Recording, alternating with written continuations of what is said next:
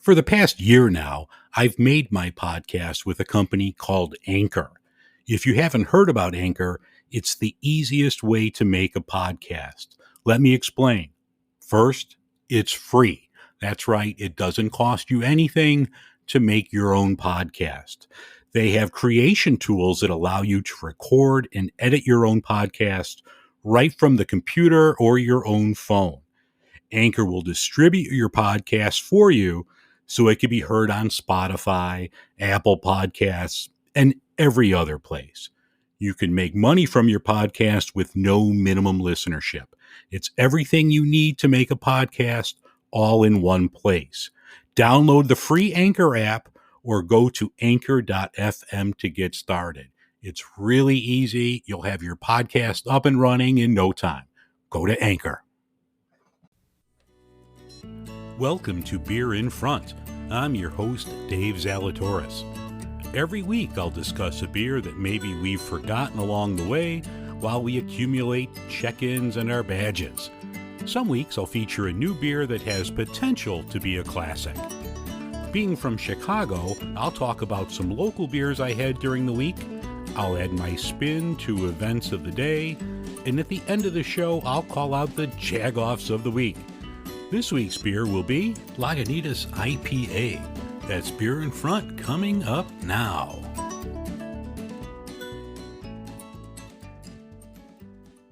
Welcome to episode 59 of Beer in Front. How's everyone doing this week? Why I start out with that, I don't know. It's not like you can answer me. I'm going to have to come up with a new opening line soon. This should be a pretty quick episode. I didn't have a lot of beer this week. I think maybe one or two. I had some health issues, some stomach issues going on. Couldn't really drink that much. I could tell you a lot about water. I checked into a lot of water. I give Chicago tap water 5 stars on Untapped. But now I'm pretty much back to normal. Not 100%, but I'm getting there. But yeah, this should be a quick episode outside of the Jagoffs, which there were many, and I will have a Lagunitas IPA as the beer in front this week. There was some beer news this week. I see that the state of New Jersey is offering people who have been vaccinated a free beer at participating breweries, and they're calling it their Shot in a Beer program, which I think is pretty cool. There was an article on goodbeerhunting.com about Stone and how they say they're going to be more of a lager-based brewery, which is, it just strikes me as kind of odd since their whole existence has been pushing mostly hop-forward IPA. So, like I said, it'll be interesting to see how that turns out for them. And maybe they could focus more on beer instead of suing everybody and everything that has the word Stone in their name.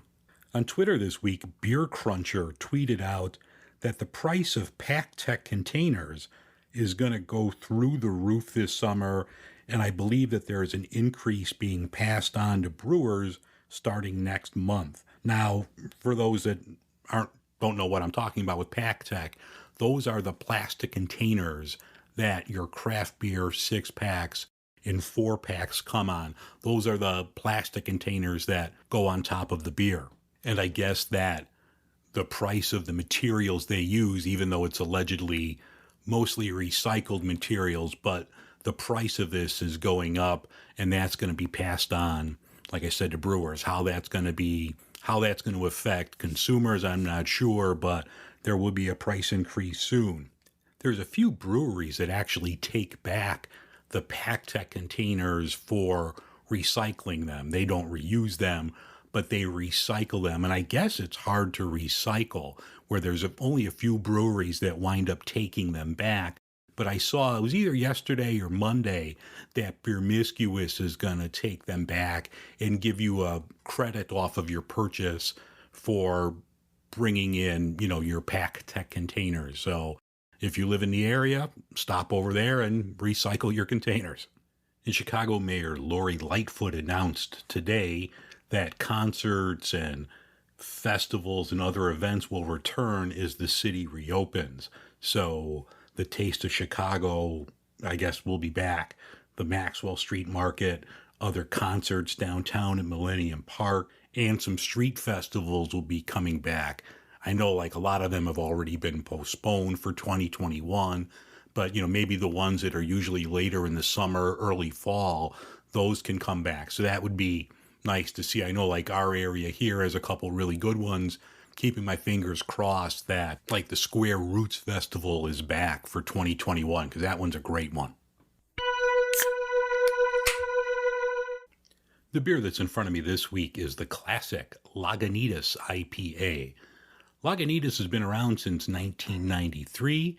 They're based out of Petaluma, California, and about, 6-7 years ago, they opened up their second location in Chicago. And that one is huge. If you've never been there, once everything opens up, I think they've been closed since March of 2020 because of COVID. But no, once they open up, if you've never been there, you should check it out. I mean, they have this cool Willy Wonka music as you're walking down this long corridor to get there. And if you go, get the Cuban sandwich. They make a great Cuban sandwich. The IPA is their flagship, and that has to be by far their best seller. So let's talk about it. Let's crack this one open. Oh, this one has a good color on it. It's a nice amber color, good carbonation as you pour it. There's a nice white head to this. The aroma is good. I pick up notes of citrus and pine, but no, there's a really good aroma on this one. The taste is good as well. This is definitely the classic Lagunitas IPA. For my taste buds, the first thing that hits me when I'm sipping this, I get the sweetness of the malt, and then the hops hit me. And it's the same like the aroma. I get more citrus than pine, and there's definitely, this is an old school IPA. This has 51 IBUs, I believe. So you get that bitterness on the back end of your throat or on the back end of your tongue where this is a hoppy, this isn't hazy, this is a hoppy IPA. I can't quite put my finger on the finish here and how to describe it. I said it does, the bitterness is there on the back of the tongue, and this is only a 6.2% alcohol beer. I'm not sure if I get a little booziness in the aftertaste on this or not, but there's something there that I'm not quite sure. This is, like I said, it's the classic Lagunitas IPA. This was a huge seller. I'm sure you could still find it everywhere. At your grocery store, gas station, liquor store, everywhere, especially now that, they've been bought out and are pretty much a Heineken subsidiary. I used to drink a ton of Lagunitas, and I really don't. I couldn't tell you the last time I had the Lagunitas IPA, and there's nothing wrong with it. It's still a classic West Coast IPA, but I can't say I love this anymore. I used to drink a ton of it. Yeah, it's a good beer, but I think it's been overtaken by many other IPAs, obviously now with the haziness that's out there. But even as far as West Coast IPAs go, I think this has been overtaken by many, many breweries out there. Like I said, this isn't a bad beer. If you see it, and you normally could find it pretty cheap, pick it up. It's a, good classic West Coast IPA. I'm going to finish this. Don't get me wrong. I'm not going to dump the rest of this. But I don't love it like I used to. Today's podcast is presented by Podgo. Podgo is the easiest way for you to monetize your podcast, providing podcasters with a flat rate for ad space, so you always know how much you get when you include an ad from Podgo. Apply today to become a member and immediately be connected with advertisers that fit your audience. That's podgo.co, Podgo.co. And be sure to include my podcast, Beer in Front, in the How Did You Hear About Podgo section of the application. Okay, it's everyone's favorite segment. It's the Jagoffs of the Week. I mentioned earlier in the show that I've been having some stomach issues. And in the middle of that, my stomach just made this loud growl. So if your little Jagoffs of the Week reverb had a little extra bass to it, that was my stomach, and hopefully it won't be repeated. Denver Congressperson Lauren Boebert. Now, she, ran on being this small business owner. Her and her dick-showing husband have this bar in Colorado called Shooter's Grill. And how can you expect Representative Boebert to be a good person and know the law and know the rules? This person let the trademark for their logo expire and let the trademark for their web store expire. So they no longer own their own logos, and the person that bought it is selling it, and their money's going to be used for Lauren's opponent. So Lauren, you're just an idiot. You're a jagoff. How do you let this happen? How do you let this happen, Lauren? Clown. Kansas Senator Roger Marshall. Oh, this is classic. So he puts out this video that he's talking about the wonderful Kansas City area, and he's in front of a plaque and a statue that he is saying is a statue of the former owner of the Kansas City Royals. There's a couple things here that are wrong, Senator. One, you're on the Missouri side of Kansas City, so you're actually doing this video while you're in Missouri, not your home state of Kansas. Two, if you would have turned your head or maybe looked at the statue you're talking about, you would realize that it is not the former owner of the Kansas City Royals. It's of Winston Churchill. Do you not know what the F you're doing? Jagoff.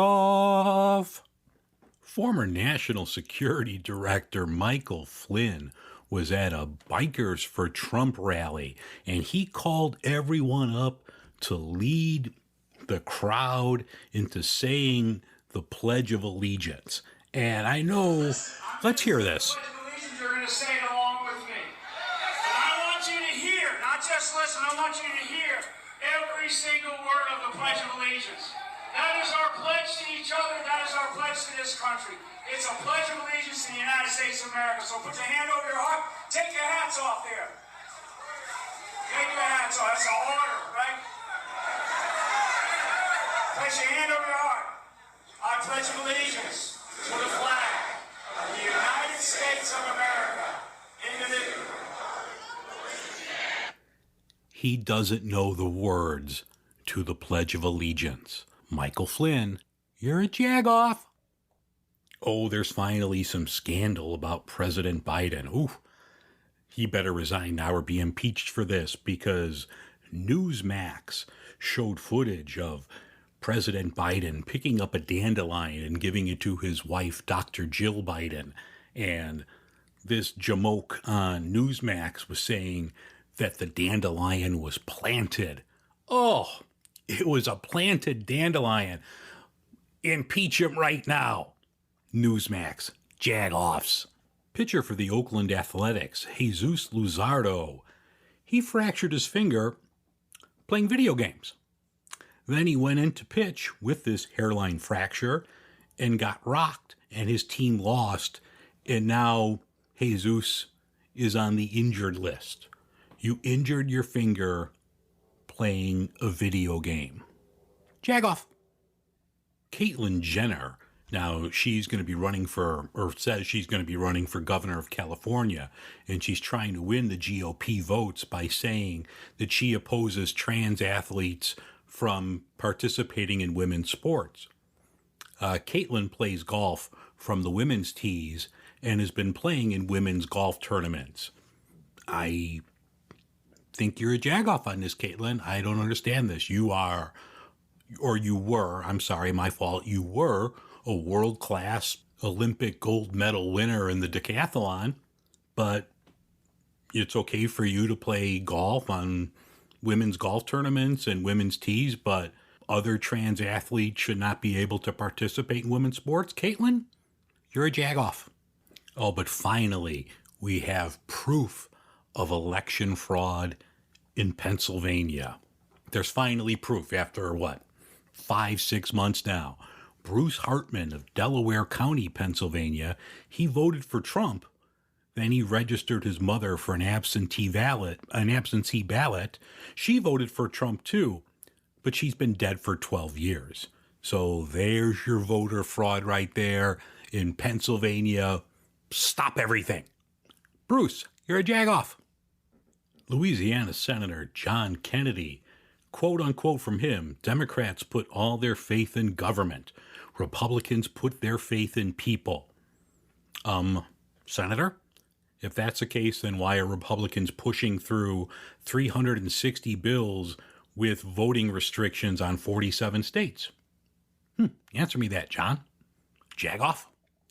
My favorite, Jagoff Hall of Fame winner, Senator Raphael Ted Cruz, admitted that he has, and the GOP, they take money from corporations for their campaigns in exchange for favors. But now the customers of these companies, the customers are a part of these companies' success. And when they complain to the companies, like, why are you donating money? Ted gets upset and calls people woke and says that they're not going to take their money anymore. So you admit, Rafi, that you take money from companies for favors. You're a jagoff, and I'm not done with you. There's a CIA recruitment ad that shows people of different backgrounds that they want part of the new CIA. Well, Ted Cruz says that if you're a Chinese communist or Iranian or Kim Jong-un, would this scare you? We've come a long way from Jason Bourne. Rafi, you know Jason Bourne is a fictional character, right? Jagoff, and I'm still not done with you. Then he tweets out that the Republican Party is not the party of the country clubs. It's the party of hardworking blue-collar men and women. Ted, the person whose boots you lick, the leader of the Republican Party, lives in a country club. You get that, right? The leader of your party actually lives in a country club. And then 2 days after Sweaty Teddy tweets this out, he puts out a picture of himself and his wife Heidi, the same woman that Trump called ugly. They're at the Kentucky Derby. So blue collar, you're sitting out there in the nice bougie area of the Kentucky Derby. That's not blue collar, Ted. You are a jagoff. North Carolina Senator David Roser, he tweets out that he tweeted out a picture of a Hardee's that's allegedly closed because they can't find people to work for them. And he's saying that this is what happens when you extend unemployment benefits and you give people a stimulus payment because people won't go back to work. Hey, David, why doesn't Hardee's pay people a living wage and then people would come to work? Don't be, all sucking up to Hardee's, because I think Hardee's can afford to pay people more than minimum wage. You're a jagoff. Oh, but the real jagoff of the week is Nashville resident Nicholas Newhart. Now, Mr. Newhart over the weekend went to Kid Rock's Honky Tonk Rock and Roll Steakhouse to enjoy himself, and I guess he got inebriated. He blocked the tavern's outside emergency exit, and he refused the security officers who work at the establishment, he refused their demands to leave. So they called the police. Mr. Newhart didn't like that, so he took out his colostomy bag and started swinging it.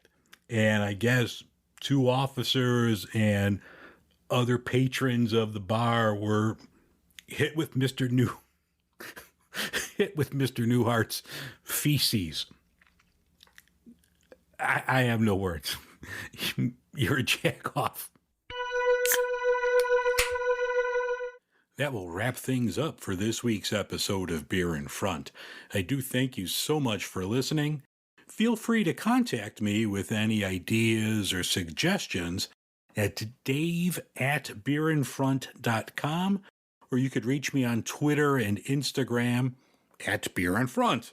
If you go to anchor.fm/beerinfront, there is a spot there for you to leave a voice message if you want.